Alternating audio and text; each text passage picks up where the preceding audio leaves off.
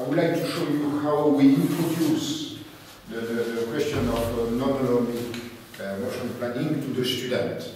Okay, that means that not using very sophisticated mathematics, but just basics. Okay, and then I would like to just to start by trying to understand what is a car. Okay, that means that then a car is in the plane is a cylinder, and to locate the car, then this is a polygon on the plane. Then to locate the car on the plane, you need two parameters x and y to make the positioning of the car on the plane. Okay, and I will choose that point. You will see after a while. And I need an orientation theta. Okay, then this is x, y, and a direction which is theta. Okay. Then this that means that we are in a S2 or now I consider that a car has wheels, of course, wheels like this, 4 wheels. And now I make the reasoning that as anybody moving in the plane like this, there is a point somewhere which is the instantaneous center of rotation. And if you are considering the rear wheels, okay, then you are, of course, the rear wheels are parallel, then that means that the center of rotation is somewhere on this line. And then to complete the picture, you have the following picture here, where you have the center here, omega, which is the center of rotation. Okay. What does it mean? That first of all, you know, when you turn your wheels, okay, you can see that there is a kinematic. That means that the velocity of these wheels is greater than the velocity of these wheels. But more than that, there is the front wheels are not parallel. Not parallel. From a mechanical point of view, they are not parallel. Okay, due to that. I don't know if you consider that. When you stop your car, turn the wheels and you will see that they are not parallel. Okay, like this. Okay. And now, if I consider this point, which is the middle here, I have a constraint on the velocity. Then here I draw the velocity of that point here, and the velocity of that point. That means that for any admissible trajectory should be supported by that, and that means that this equation, or xy cos theta minus 7y x dot equal 0. Okay, then this is the famous constraints on rolling without sliding. Okay. Then now, what I would like to show that it's in spite of these constraints, if I start from any point close to the origin, for instance, that point here, which is point C, okay, with coordinate x, y, and theta close enough from the origin, I would like to prove that it's always possible to reach the origin. Okay, I would like to prove that. Okay. Then now, let us consider what happens here. There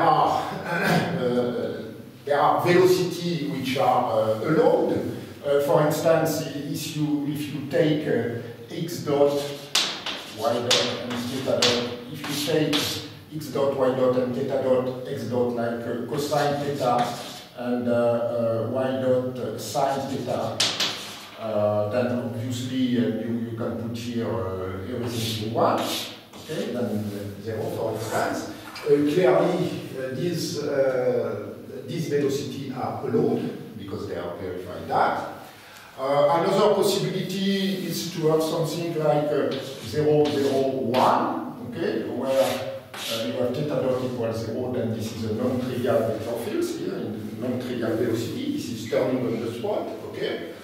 And there are other, if we complete a basis, we may consider a velocity that will be sine theta or minus sine theta, cosine theta 0, for instance. And that one, we have cosinus square plus sinus square equal 1. That one is not allowed. Okay? Then that means that in terms of this distribution, all the admissible motion should be, all the velocity should be generated by that basis. Or in terms of control, the people in control don't write that like this. They are taking U1 plus U2. They are the control, but this is exactly the same, of course.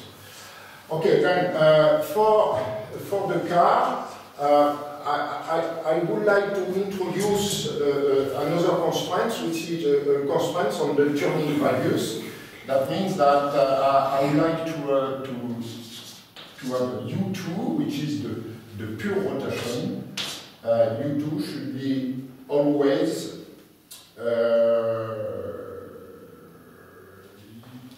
less than U1. Okay? That means that here, when in order to have the car turning, then with U2 different from 0, necessarily you want U1 non-zero. That means that in the control space, U1 and U2, of course, everything is bound by 1, okay, then you have that system, okay, and you are considering only the admissible control here. Okay? Then that means that at that stage, I will go back on that in the second part of my presentation, but at that stage, I would like just to work with a linear combination of these two vector fields here, which are cos theta, sin theta, and 0. What does it mean here? If I integrate these vector fields, that means that the admissible trajectories here are straight line segments, while for that one, there are arc of circles. Okay? Then, the proof of controllability here will consist just by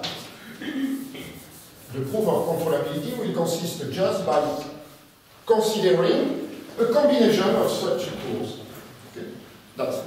And then if I succeed in doing that in a generic way, then I will succeed in proving that my system is small-time controllable. Okay, then let us start. There is only one color. Okay, but it doesn't matter. Let us start what strategy I can apply here. When I'm in that position here, I go backwards along the arc of circles until I reach the zero velocity.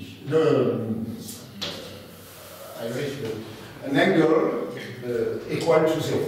I want to go first from C to C1 here, such that C1, the last component, is 0. Okay? Then what are exactly the coordinates of C1? Okay, then of course the arc of circles has a radius 1. Okay, then the length of the arc of circle is theta. Okay, then this is x minus sine theta and y minus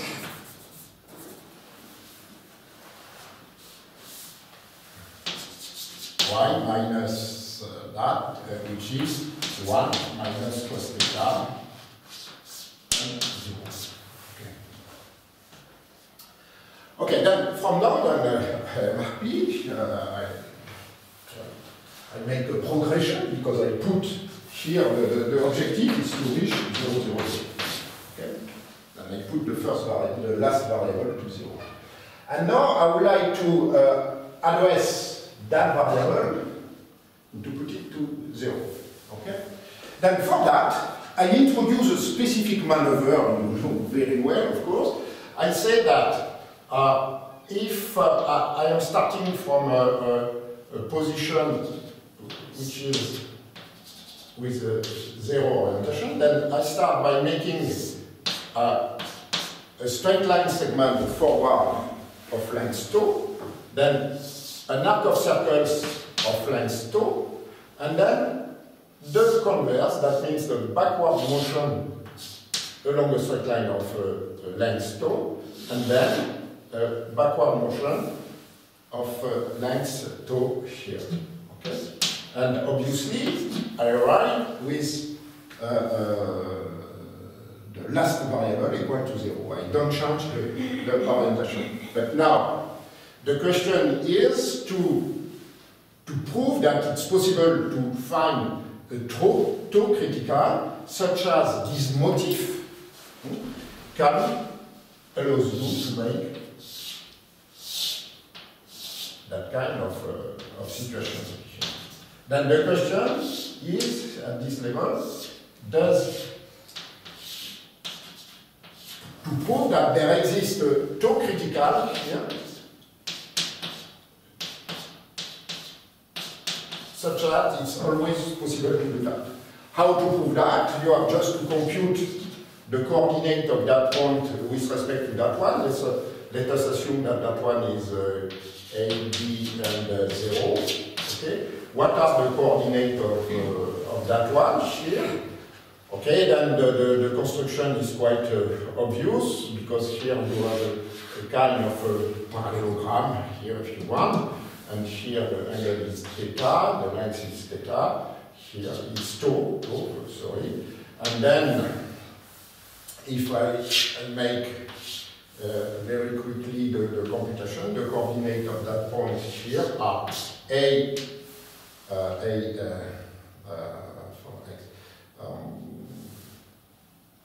plus that part which is tau 1 minus that one which is tau cos tau, tau cosine tau. No tau. You already has this factor in front. Yeah.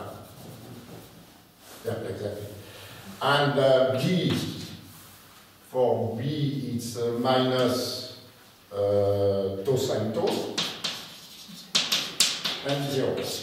Then the question is, according to that value here, the question I have to prove that if there is tau critical, such as tau critical sine tau critical equal exactly 1 minus 1 minus cosine theta. Okay.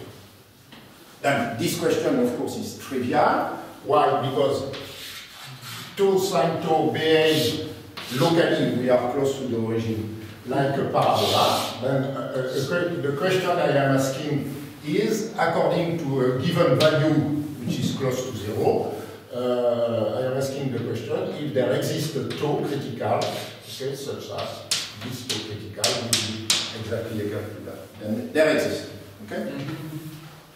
Okay, great. And there exists such that this, okay. And then now I can compute the coordinate of that point here, which is at the end 0, 0, okay, 0, 0. And for x, it's x minus sine tau, plus here tau critical times 1 minus cosine tau critical being defined by that equation. Okay? Then why I am doing that? And then once I arrive here, of course, the last part is just a straight line here. Okay? Then I prove with that it's always possible to reach the origin. And what is the interest, the pedagogical interest of this proof is that I replace these vector fields which were not allowed by a special vector fields here, which is made a special motion, if you want. It's not exactly the vector field, a special maneuver that allows you to tune these variables, the sub-variables. Then, in some sense, you have a basis here. You start with two vector fields which are the true control. You introduce a maneuver, and this maneuver, of course, when tau critical, when tau tends to 0, of course, this is the Lie bracket of the two previous ones. But we will see that later. We don't need to speak about the Lie bracket at that time. I just introduced the notion of maneuver. Okay? Then, with that, it's proven that we can reach any point we want. Okay. Let me see. Now, what I would like to do, I will do that. Here.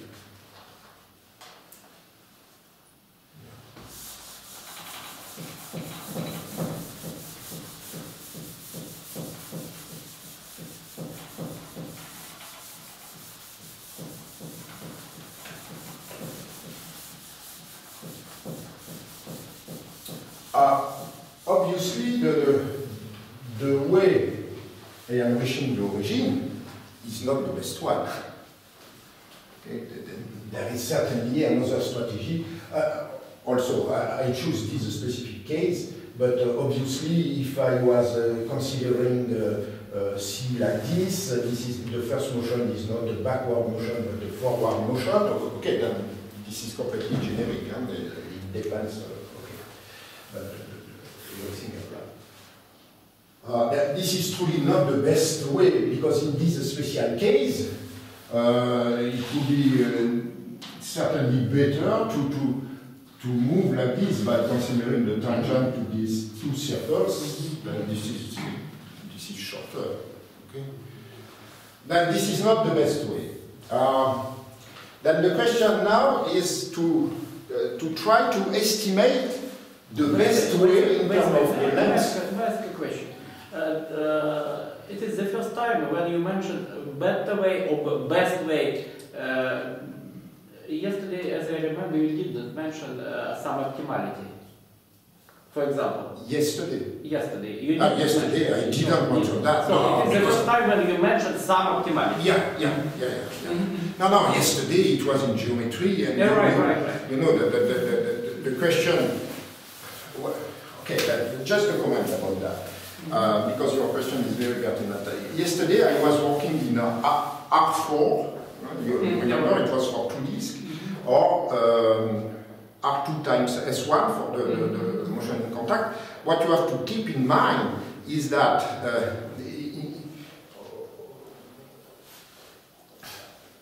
the problem of finding, okay, just a parenthesis.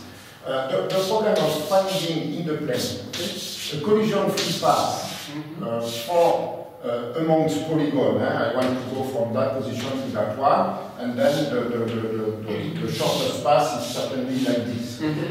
The problem then, this can be solved in polynomial time, blah blah blah. It's very clear. But now consider the polyhedron in R3, computing the shortest path. Is I think an impaired problem. Okay? And it's very, very difficult. There is no way to help. Right, here then, this is the first time, yes, I am considering the shortest path here. Okay. And then the shortest path in some sense will define a metric. That means that what is the distance between the origin here and C, and the policy.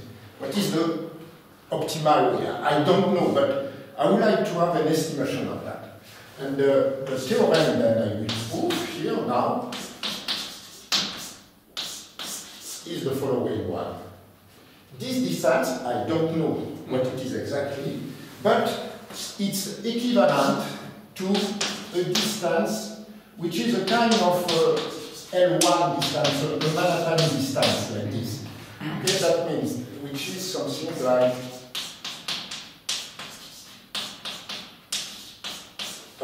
in the space we are considering, all the metrics are equivalent and induce the same topology. If you are considering the Euclidean ball, it's equivalent to the Manhattan one, that will be the L1 like this, and you have the inclusion like this. Okay, and this is rather classical. And the theorem I would like to show that is that this distance is equivalent to something like that. Then I want to find two constants. Here, this will be that constant, but this is not exactly that. Here, I do the square root of 1. Okay? Then I would like to prove that in a direct way. And of course, you, because you have a high experience, you recognize here the special metric for the non-holonomic system. But what I would like to show you is that it's possible to make a direct proof of that. Excuse me, but how you define the middle term? What's the distance? The distance, the length of the path. The distance on the plane? The length, the total length of the path. Oh, yes, that's my question. Yes. There is no time. There is no time, or if you want, the linear velocity is equal to 1. Okay? Then I keep the time. Yeah. Okay? I consider just here there is a discontinuity in velocity. Okay? And this is bang bang. This is absurd. This is not okay. But we are at the level of planning. If you want truly to execute that path, you may define a profile of velocity that goes to. But the question is the length of the path. Okay. Then I would like to prove that. And again, the key point for me and for the student is to train them by saying, don't be afraid by sophisticated mathematics and so on. The principles are quite simple. Okay, quite simple. Then, how to prove that? There are two inequalities. Then let us start by that part here. Okay. Then I want to prove that the distance is less than. Okay. Then I say that the distance is less than this length. Okay. Then, okay, let us go. Then, what is the length of that part? This is theta. Okay. Then, this is less than theta plus the length of that part is 4 tau theta. Okay. And the length of that path here is the length of this coordinate. That's x minus sin theta plus 2 critical 1 minus cosine 2 critical. Okay? Then now, I'm sorry, but it's less than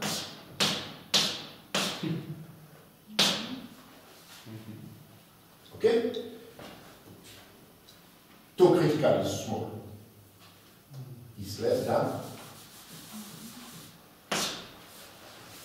Okay? Then, at that stage, this is less than, yeah. Right. Okay, then it's less than 2 theta plus 5 2 critical plus x. Okay, then now I have to bound 2 critical, and 2 critical is verify that. then the first mistake made by the student is to say that tau critical sinus tau critical is less than tau critical square. But this is not what we want. We want a lower bound. And what we forget very often is that tau sin critical for tau critical small enough is less than 1. Because the sine, the sinus is like this, okay, then the slope here is 1. That means that for any value of n like this, there is a neighbor where this property is true. Okay, I can put here any n. Okay, locally. This is local. Okay, then I choose for some reason. I choose 4. That okay? No. Okay. Then now I can say that. Okay. Then I can say that 1/4 tau critical square is less than y, of course there y minus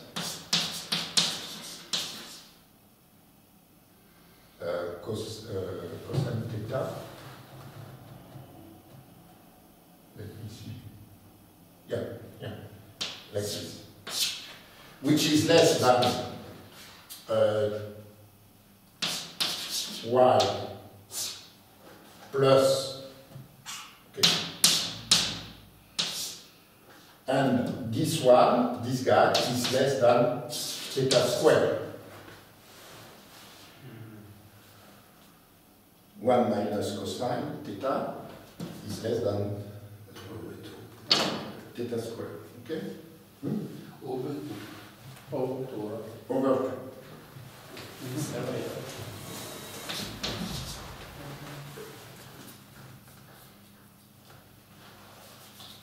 It's less than that.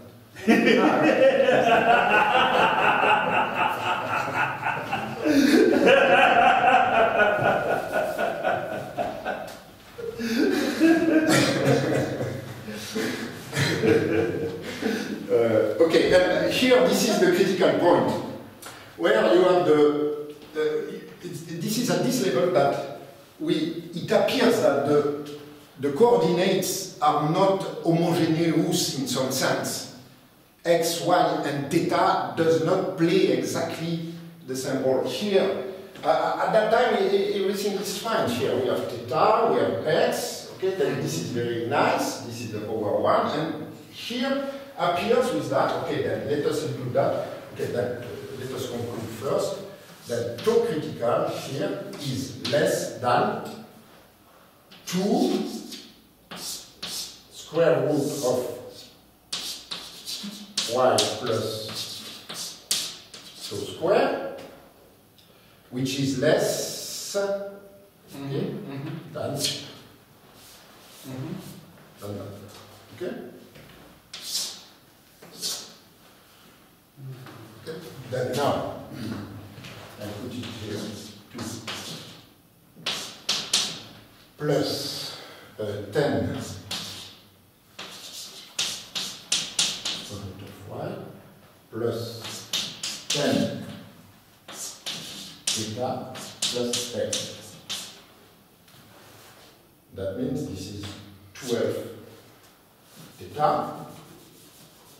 which is less than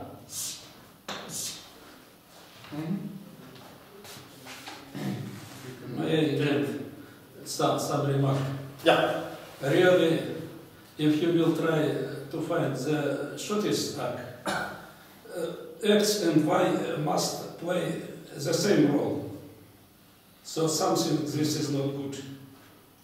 Because all this picture is invariant with respect to action of motion. Sure. So X or Y must be No, but again, this is the distance to this is the special case when I am considering the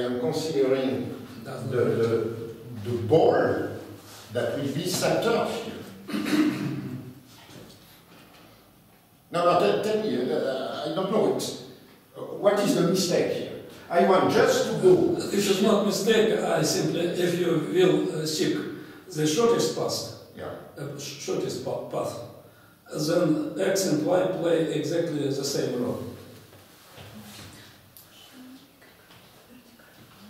So you use special path, because one more, it's invariant with respect to rotation and parallel shift of this picture. But here, when again, I see that. Sorry, I understand the key point, but if I ask the question, what is the length of the shortest path to go to the origin 0, 0, 0 from any point in the neighborhood? This, what I say here, is correct. Yes, no objection. Yeah. Then what is your objection? In fact, so obviously, of course, we will transport that everywhere on the plane to make, for instance, the approximation of any path. We will make all this transformation, and in that sense, yes, you are right. X and Y play the same role, but in some sense here, in a kind of local coordinate. So if you will consider that 0, 0, 0 is this vector, yes, that looks to the way, you will have the power 1 over 2 near the x. If you are considering the x, y, and theta, we will see that after. I will show you exactly what happens in 3D. Yeah, that means in x, y, and theta. Then in that case, okay. I mean that if you reflect and if you interchange x and y, then this your final position should be not this vector, but this vector. Of course, yes, sure. It will be like this. Of course you are right. Okay. Maybe this is because in the sinus theta, when you consider x, and another when you consider y, then it appeared cosine theta. So maybe because of this. Okay. Okay, then now. Sorry, don't clean up. I still cannot understand why there is already in the last line 12 in front and still 10 inside. No 10. Oh, no, 10. Yeah, no, this is just. Yeah, sure. And there were 10 plus 2 total. Okay, then for the second part, in fact, is the second part is an adaptation of the Vergic demonstration, which is quite general, but at that time I was studying that. And in fact, there is a clever idea that consider time as the length. Okay, I will remove that now.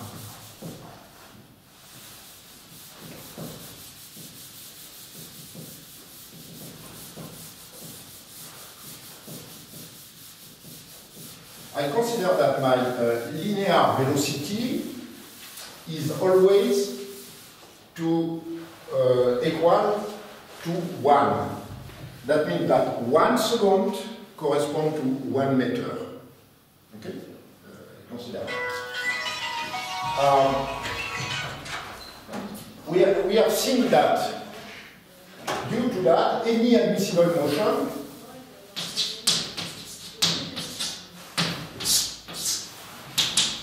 is a linear combination of this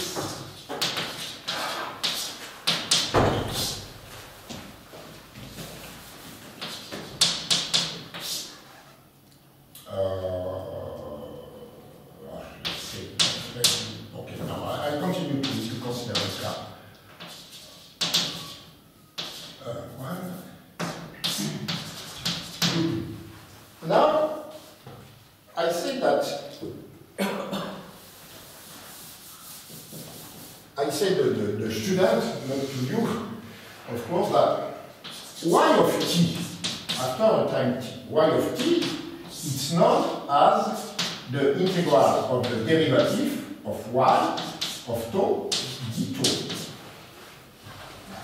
Okay. Then, if I consider that the y of tau, the derivative, is supported by the sinus. Okay?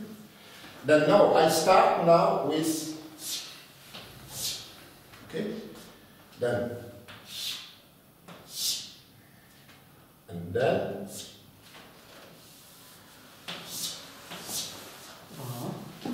okay. Okay. Then now I can say that this is equal to the sinus theta of tau beta.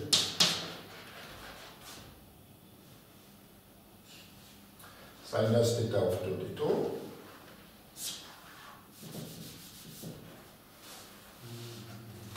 And now I make the reasoning. I give you 2 seconds. I give you 2 seconds. What is the maximum of variation of theta you can do? Then you are in your car. You are in your car. You have 2 seconds, and you want to make the maximum. I want to bomb that. You want to make the maximum of variation of theta. What is the best way? The best way is to block the steering wheels at the maximum, and then don't change, don't make that, okay? And then, after a time tau, you will describe an arc of circles, and by definition of the velocity equal to 1, the length of this arc of circle will be tau. Yeah? Then this gives you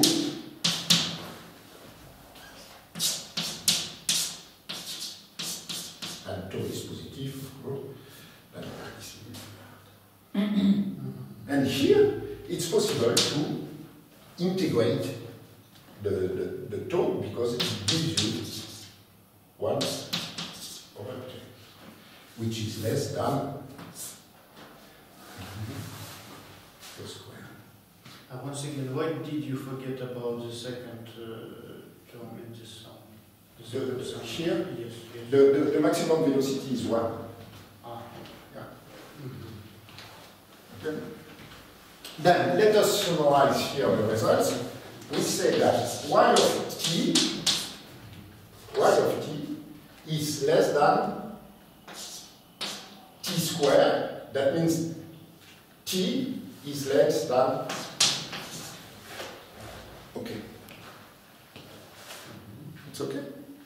Okay. Then, now, again, what I am considering is I start from a path here, and I am considering a path of length t here, okay? And I arrive, after a time t, I arrive to x of t, y of t, and theta of t. Here I prove the difficult part. Let's say that. But obviously, t is also greater than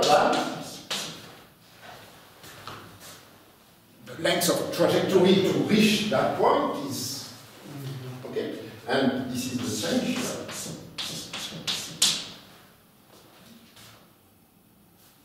And this is true for any trajectory that goes there. Then this is also valid for the shortest one.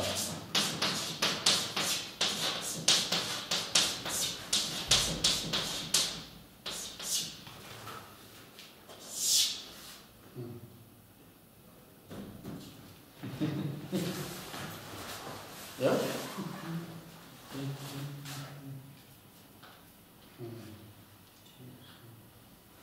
And this is truly the trick that Vergic was using to explain that in general. But here you don't have to refer to Vergic, you don't have to refer to any sophisticated mathematics. I don't speak about distribution, I don't speak about the bracket, I don't speak about... I have just to know that y is the integral of y dot. Then the level is quite reasonable. Could you please comment once again, what is the role of assumption that velocity is 1? You make this assumption that velocity is 1, and so all this proof is valid under this assumption. Yeah, sure. But sure. in principle, well, why we can assume it? No, it's again, this is, you will see, this is just to consider the geometric lengths of the path. Okay, then here you have this distinction to do between trajectory and path. Okay. The path is the geometrical object, the trace. Just a curve. Something. Yeah, the trace you leave in the snow. Right. Okay, just a curve. This is just a curve. And the trajectory is the curve plus the time. Yes. But I am interested not by the time optimal trajectory, by the length optimal trajectory. Okay. Okay. At least I think I understand. I am not sure. At least I believe I understand. Okay. May I pose question? I'm sorry. Yeah, sure. So, did you try to find the shortest path between two positions? Yeah. Do you know the shortest? Do you understand? This is the second part of mine. Here I have no idea about the shortest. Okay, then this is just a qualitative reasoning. This is the box theorem in supreme. I understand, but my question was whether you will try to find the shortest. Yeah, this is the second part of my lecture. My next question is, are these lower and upper boundaries reachable? Are they valid boundaries? Up and lower. So, the left and right. Are they... you mean that is it exact lower bound? I don't know, perhaps we may refine, I don't know, you have seen that I've been very... I don't say that there are... Yes, you did not say, but nevertheless. Yeah, but I want just to say, okay, what is the key point here of the qualitative reasoning? Is that now, if you are considering the shape of the reachable space close to the origin, let us imagine that you start from here, and let us imagine that you are truly holonomic. And now I give you 10 seconds to reach all the points you want. And then you will have a circle. Okay? You move in any direction here. Okay? But now, for a car, let us imagine that I give you just 10 seconds. And I want you to go as far as possible. What do you do? You keep the steering wheels like this, and then you go straight line. Okay, then you go shift, straight line. I tell you 10 seconds, then you are making 10 meters. Okay? And at the best, here you can make that backward. 10. But what about that direction? Of course, you cannot go here directly, because you have to maneuver. Then clearly, to the maximum you can do to reach in that direction is something like that. That means that the shape of the ball is qualitatively is something like this, like an ellipse, if you want. Okay? It's not an ellipse. And in the second part of the presentation, I will give you the exact shape, okay, of that. But here, this is just qualitative. And what the theorem is saying here, it says that if you have epsilon here, and not 10, here you have epsilon squared. Okay? And what does it mean as a consequence? If you want to park your car between two other cars, you have an epsilon here. How many balls you have to put here? to cover the path here. The number of balls will be in order of 1 over epsilon squared. And it is proved that within one ball, it's possible to make only one maneuver like this. Okay, then the number of maneuvers to park your car varies exactly as the inverse of the square of the free space. Okay. But again, my intention with this lecture is just to show that there is no sophisticated mathematics. There are truly basics. We can do that for students before entering the university. It's perhaps a little bit tricky, but and all the second part tomorrow I will develop the connection with the differential geometry. You know well, again. I don't want to learn you, to teach you your mathematics, but the objective is to see how it relates to the robotics problem as it has been addressed until now. Okay? Okay, then that's it for the first part. Perhaps we can take the short break now. And then, in the second part, we will address the question not in full details, but I will tell you the principle and the application of the maximum principle of Pontryagin to that problem, and showing that it's possible to solve it completely. Okay. I would like to sketch, not to give the proof, because the proof is. From a technical point of view, it's quite sophisticated, but I would like to give the spirit of the proof, where it has been possible to compute the exact shape of the shortest path in the problem I address here. And in some sense, the proof I made here is quite generic, in the sense that this is the basics of the estimation of the box theorem in general. This is the principle of the proof. But then, for the second part, it's not generic at all, in the sense that we have been very lucky to conclude.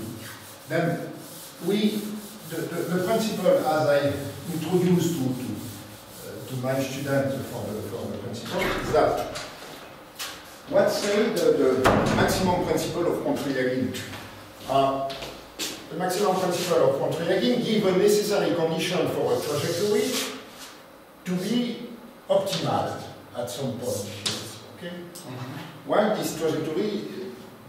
What is the necessary condition? Again, this is my understanding, my geometric understanding of that. A condition for this guy to be optimal here is that if you are considering the wave front of your system, that means that the bound of the reachable space for a given time, then there is a wave front here, and there was evolution is like this. Okay. Then there are two angles. And what the maximum principle of Pontryagin say, in order to, a necessary condition for this guy to be optimal is that this angle should be minimum. Okay. And this angle should be minimum, that means that it can be translated in terms of the Hamiltonian. The Hamiltonian should be maximum. The Hamiltonian, in some sense, is a type of cosine.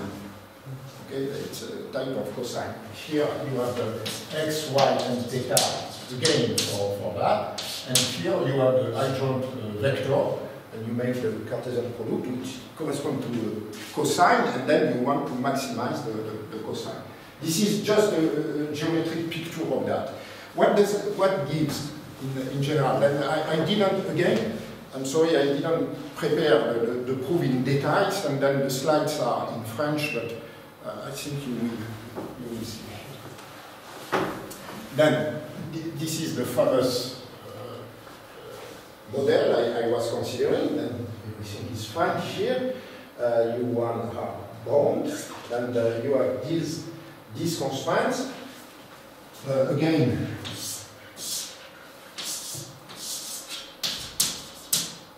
okay, another comment here is that to apply that, obviously there should be locally convex. Because if the wavefront is like this, for some reason, then you will see that in the case, then you cannot apply directly locally. You cannot apply this construction here. Okay. Okay. Then I say that. Okay. And then this is difficult to apply the maximum principle of controlling because this is not convex. Okay. But we will convexify that by relaxing these hypotheses. And we will see in that case that the optimal control are exactly here. Okay. No, the optimal control here are that one for the convexified, and then there belongs to this. Okay. Then this has been here the contribution by Hector Sussman, who made he shows that he solved the problem of the convexified, okay, and then showed that the solution of the convexified are the solution of the initial problem here. Okay, then what is the key point here is that we have been lucky. I would like to show you at which level we have been lucky here.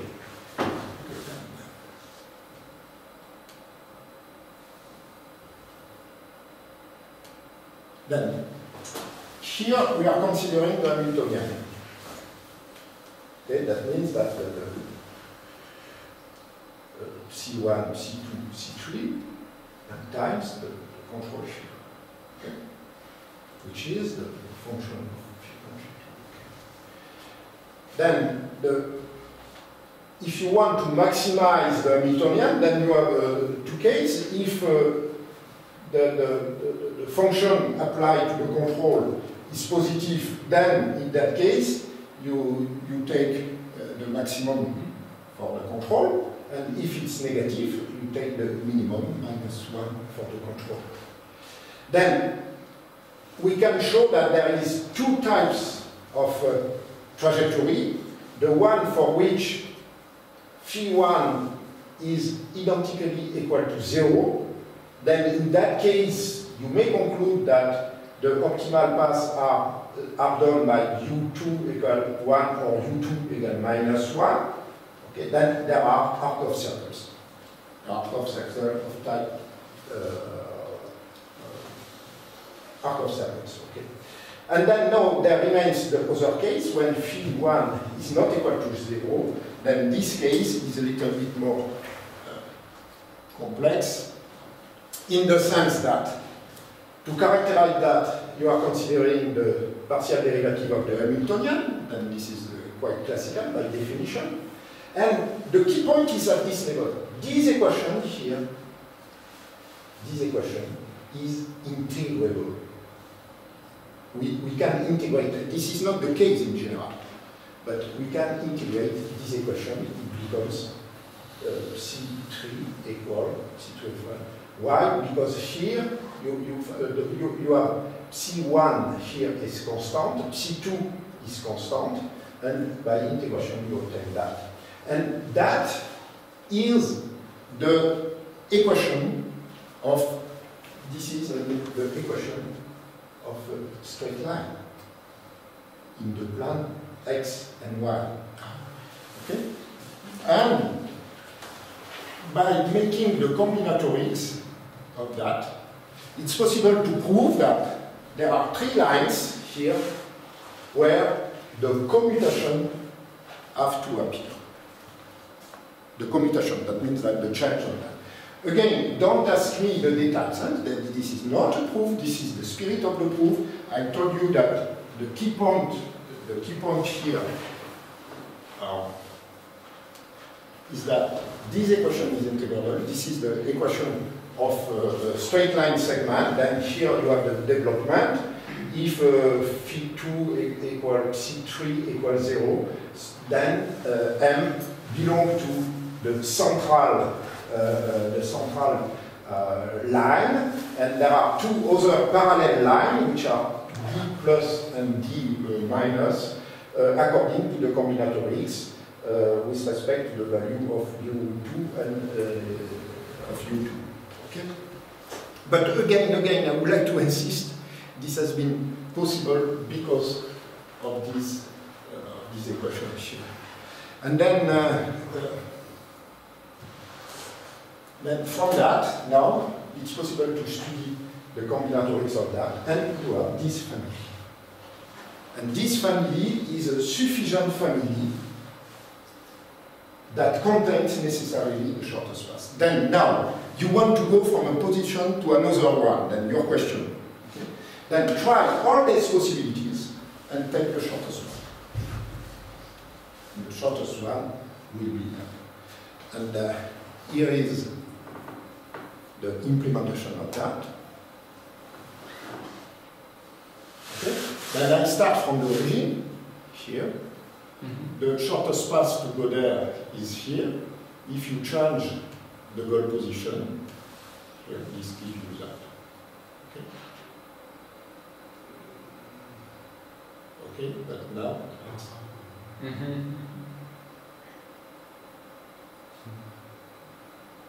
You can change the goal direction.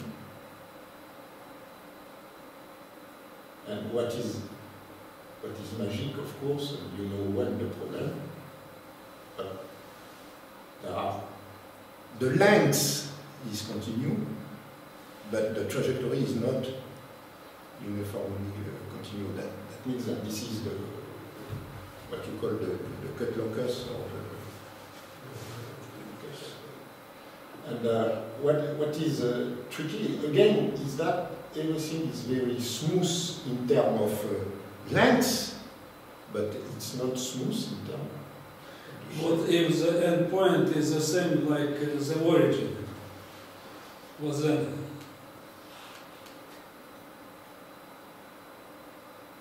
Then in that case, the trajectory will be like this. And in that case, this is a clear question, there may be infinite number of commutations. But if you are in that case, there is also a finite number of commutations, with 3 commutations. Let's see. I put it here, then here we cannot see, because the scale is not good.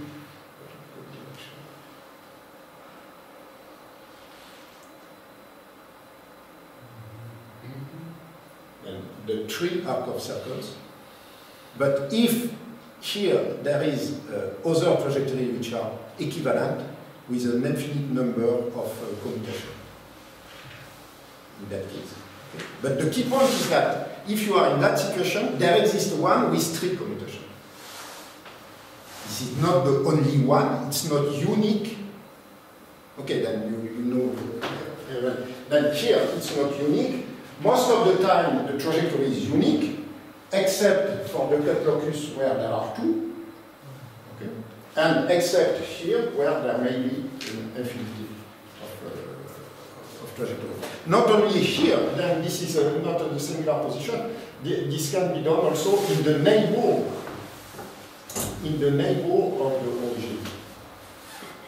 Here, for instance. Again, okay, there may be an infinite number of commutations. But here, no. Here, the trajectory is unique, but not here. Okay, then now the sequence. From this trajectory, we can look at, okay, then you have that kind of, there are symmetries, of course, that the symmetry appears if you are considering all these there's final position are with the same direction, final direction, then in R2 times S1 or 0 to pi, you consider a section, and in that section there is a specific symmetry, okay, that appears, which is quite natural here. Okay, and what is possible to do is that considering a trajectory of a certain time to build the reachable space. What is the reachable space for this family? Okay, then you can do that for the first one, and then this gives you, for a given slice of theta, okay, then theta equal minus p over 4 here, and theta equal minus 3 pi over 4, then this is typically the case where there is an infinite number of CCC. What is the shape of the reachable space for one slide, for another slide here, and this gives you that. It's possible to compute. Then for you do that for other time, okay, for this time, okay, this gives you that. Okay. Again, this is just from the sufficient family, and then after that you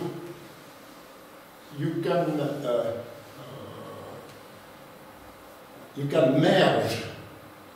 Okay, then there is no merging here. Okay, and this is the correction.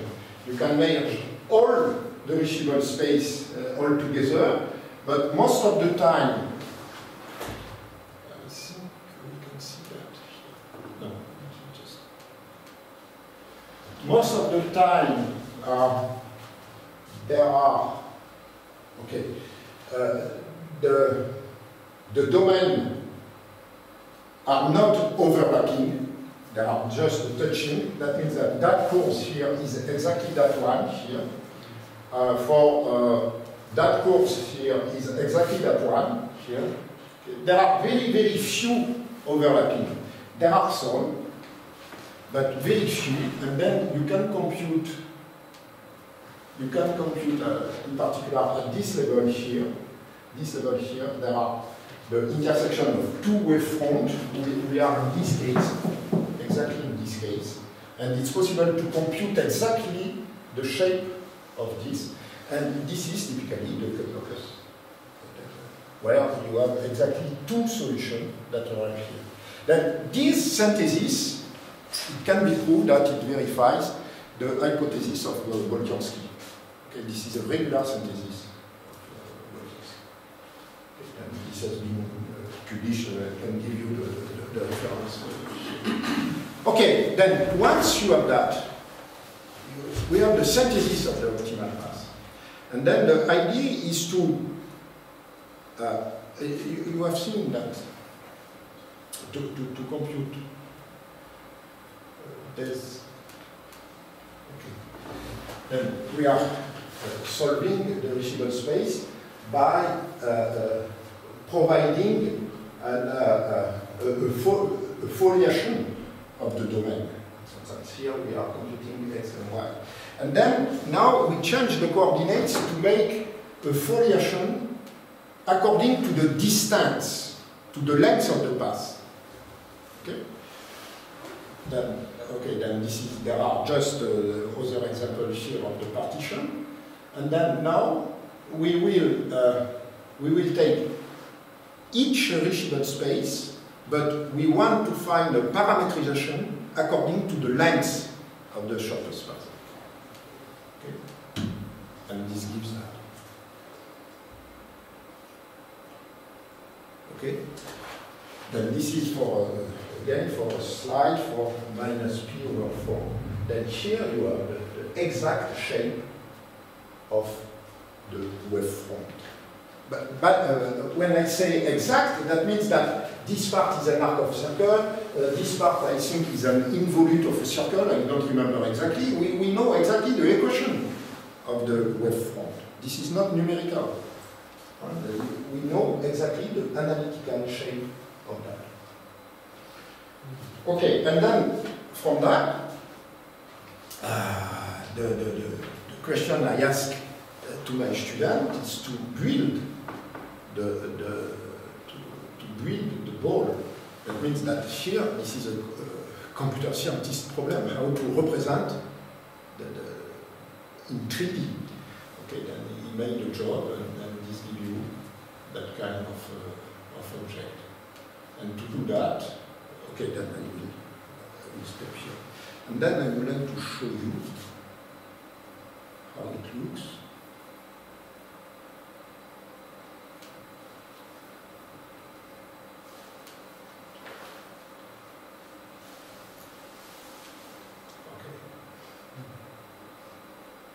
And here, this is the ball for a given radius here. Then to better understand, I will put the frame like this. This is x, this is x, y, and theta. Okay. What is very interesting, first, and then this is for a small epsilon. Then now let us play with the ball, and let us increase the radius of the ball.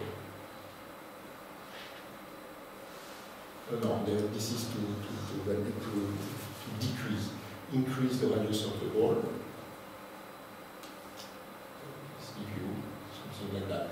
The colors correspond to the type of pass that reach the ball. Okay. Perhaps first of all we can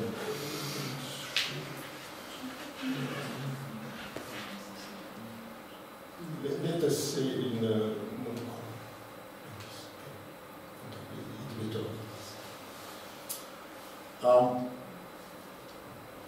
that there are several remarks here. I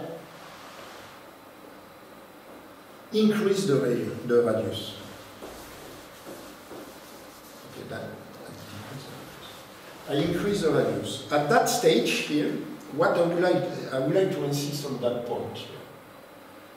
The ball is not smooth, in the sense that there is here a smooth surface, which is very nice, but in theta there is a plane that makes the section 0 to pi. If you increase the radius at some stage, this will completely disappear. This is the limit of the representation here. Why? Because at some stage, when I will reach here pi is equal to minus pi. And in fact, this should be represented like this. And then you will see that at some stage, there will be a hole here that appears here. Okay? That means that we are exactly at pi. Okay? That means that if we want to understand what appears, you can show something like this. Okay? Why? When you decrease, you see something like this.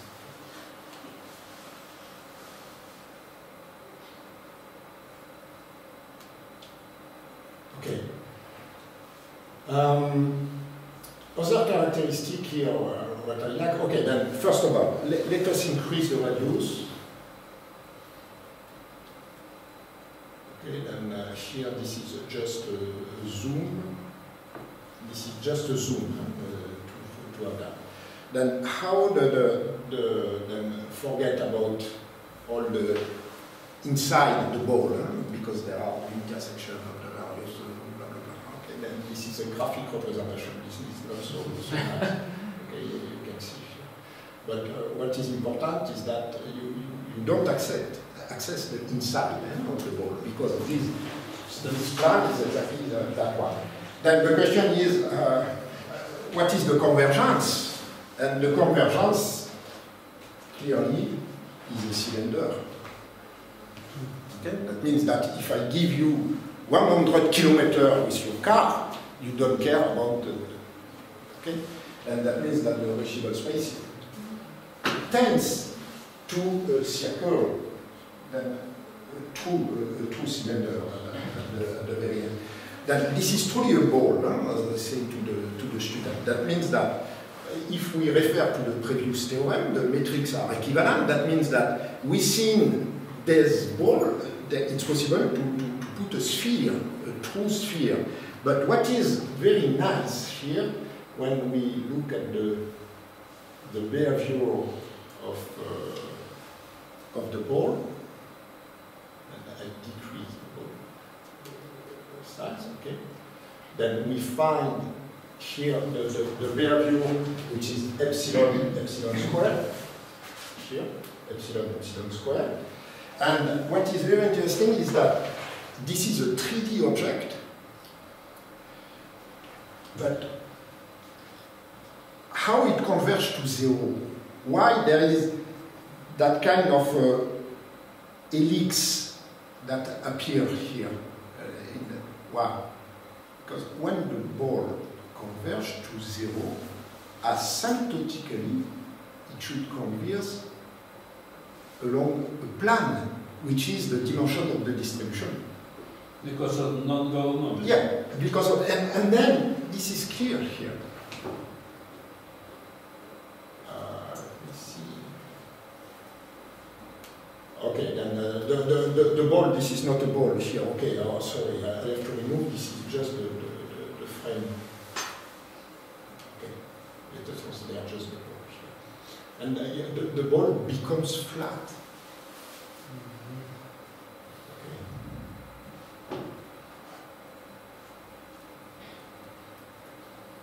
The very end is very, very flat. It remains a 3D object, but asymptotically. And I think this is a good geometric picture of what happens truly. That means that we start with a distribution of dimension 2, okay? But the accessible space, the system is small time controllable, that means that the reachable space has dimension 3, okay? But the ball accounts at the origin for the fact that it's converging. And this is, I think, the true origin of this motion of the wavefront, if you want, is turning like this. And I don't know if it's an explanation or not, or if it's a characteristic. You see, it's not isotropic, of course, but isotropic because of the epsilon square, but there is a motion like this. I don't know how to explain. Okay, now I would like just to conclude with another story, which is, now I am considering and this is known as the Reeds and Sheft card.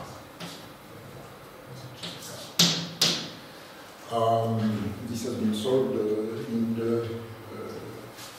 the 80s, at the end of the 80s.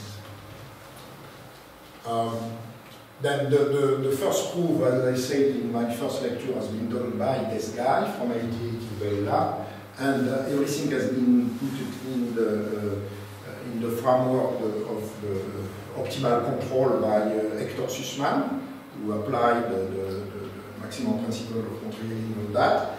And my student Philippe Souer made the synthesis and proved that the synthesis is verified the Boltiansky condition.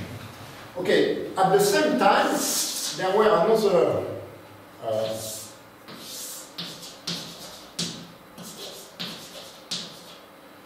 consideration. Instead of considering this constraints here, we consider this control here. That means only this line. That means that this is a car that moves only forward. Mhm. This is what we call the Dubin's car. Okay. Of course, the Dubin's car is not a small time controller, but it's control.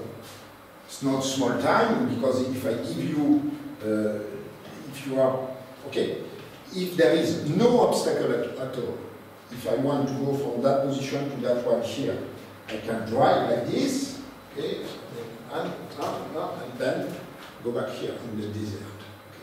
But now, if my starting point is that one here, I cannot, okay, then the reachable space is something like this. The reachable space does not contain anymore the neighborhood. Okay? But we may apply, we may start by saying, okay, then what is the optimal path to go from a position to another one? You apply the same machinery and it won't.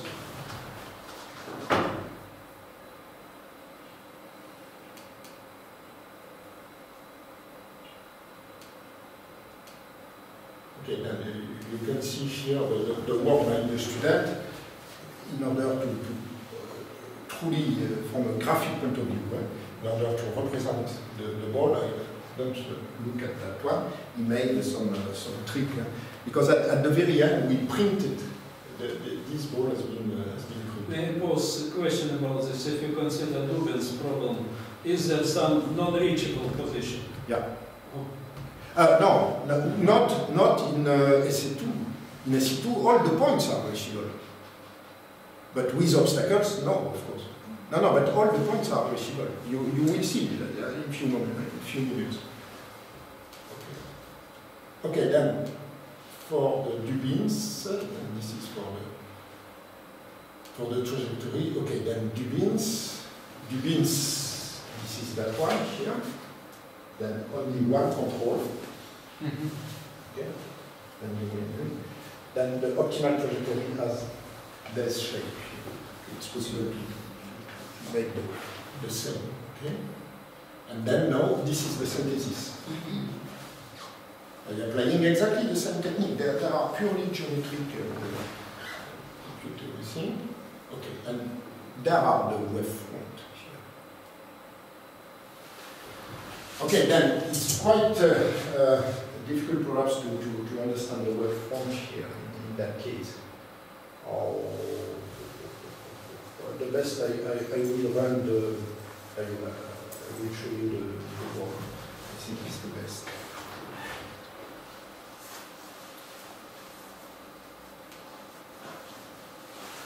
Okay, then in this example, this is the wavefront for a length which is, then this is not the wavefront. This is the accessible set for a length less than 6.5. If you are considering L equal to 6.5, you have only that part here. This is just a surface. This is not a closed curve. Then here we add that one, which are the reachable for L less than 6.5. Okay, and this gives you that kind of picture. Here, this is the origin. The wavefront is only this surface, but the accessible space is the anti-object. The accessible space, of course, is 3D. Okay, but the wavefront is this surface. And here, this is for pi plus 3.5. Okay, I will run.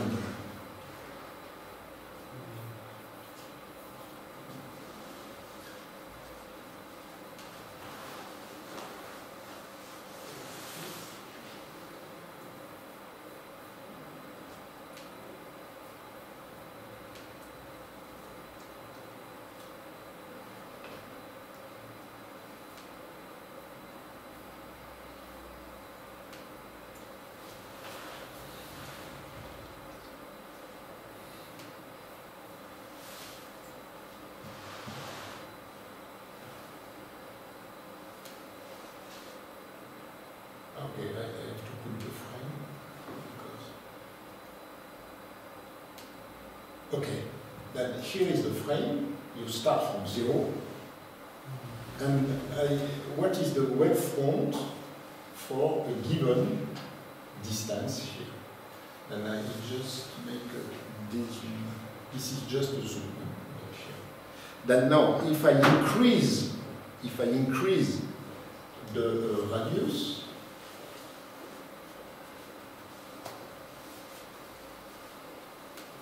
if you that shape here, and if I increase the load, but at the same time I make a zoom. This is a zoom. And at some stage, you can see that this is a surface, and this part is starting to close the surface. Because if I give you 100 kilometers, okay, obviously this will be a cylinder, I would say. Okay?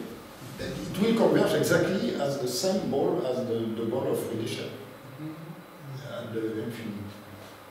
Okay, and then this one here. Okay, and now I don't know if you see the point. Again, this is not the 3D object, and this is just a surface. And it's possible to show now the reachable space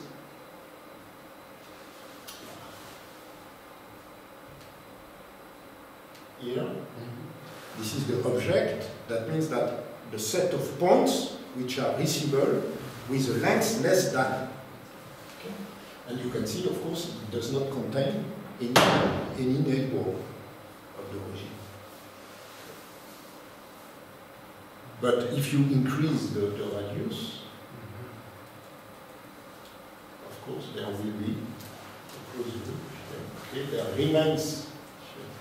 Then what is not so good here is that it should be cut. Okay, then I can show you that. So that sphere is not homomorphic to sphere. Excuse me? A sphere with large radius is not homomorphic to usual sphere. Yeah, no, it's not. And if you okay, then you know this is just to show that we cut pi and with minus pi. Okay, this has not been done in the previous one.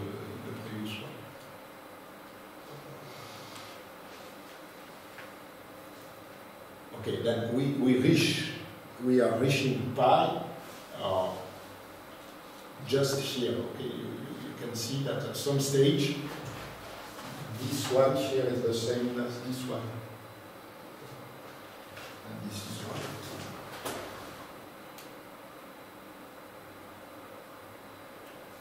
Okay, and then if I continue with y, at some stage there is a closure. And at the very end, of course, there is it will converge towards the center. Okay. Okay, then this is the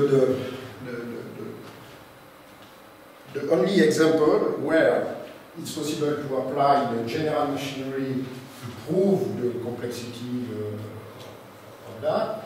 And but again, we have been very lucky because this is a very, very special case where it has been possible to solve the problem of theory. For instance, after that, I tried to do the same by considering a car with a trailer here. And this is not so difficult, apparently, because this is just x, y, theta, and the angle of phi. And we will see tomorrow that we know perfectly the equations. But apply the maximum principle of contrariety here to find the shortest path. I would be very interested if you have some comments on this problem, because we don't know. I will be very interested if you are considering the Riesenshell car with the trailers.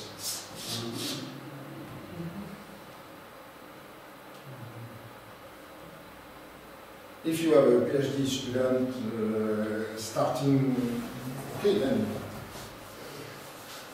please tell me and I will explain to him all the equations, which are very, very nice, and find the optimal path.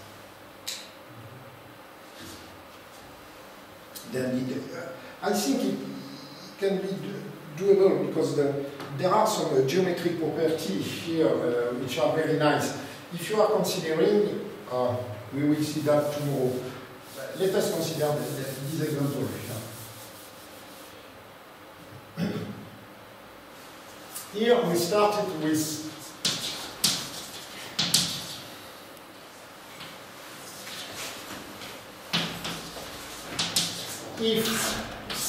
if the car is moving in a straight line, then we can prove that the variation of the angle phi here is varying as minus sinus phi. Okay. Believe me. Okay. Now, I consider the center here of the car. Now, if I consider now that control here, then pure rotation, like this, then in that case, this is exactly you can see here that the variation of the angle does not change the variation of the car. Okay, but if you are considering now cosine theta, sine theta, then the arc of circles, you will have something like that. Then you have the libre x and y as vector fields. If you are considering the lie bracket of this guy, then obviously you will obtain the minus that kind of motion here. Okay. But what is more interesting is that if you are now considering that one, what appears? If you are considering that xy bracket, you remember this is that kind of motion.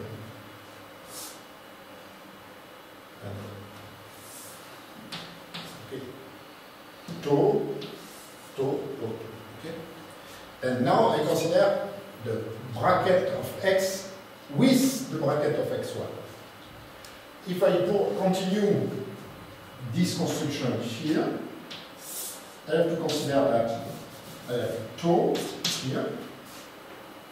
here, 1 over 4 tau, 1 over 4 tau, 1 over 4 tau, 1 over 4 tau, here. Then now I am making backward, this tau, and then I am taking that motif here, and obviously, without any computation, I can deduce that this vector fields has 4 coordinates just by this geometric proof. The very first coordinates are that one. I go back to the same positions, but here, of course, this is non-zero. That means that you change. Then there is a special structure here which is quite interesting in order to control only the angle of the trailer. How to do that in an optimal way?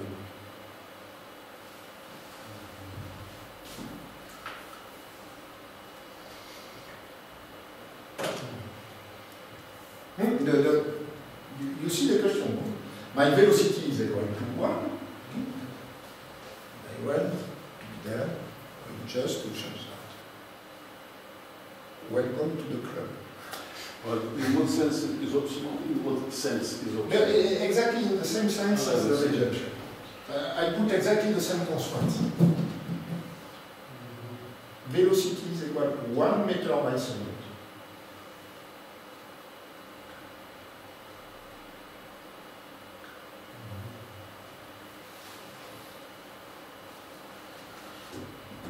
Now, truly, if you, because I tried, but I didn't succeed, but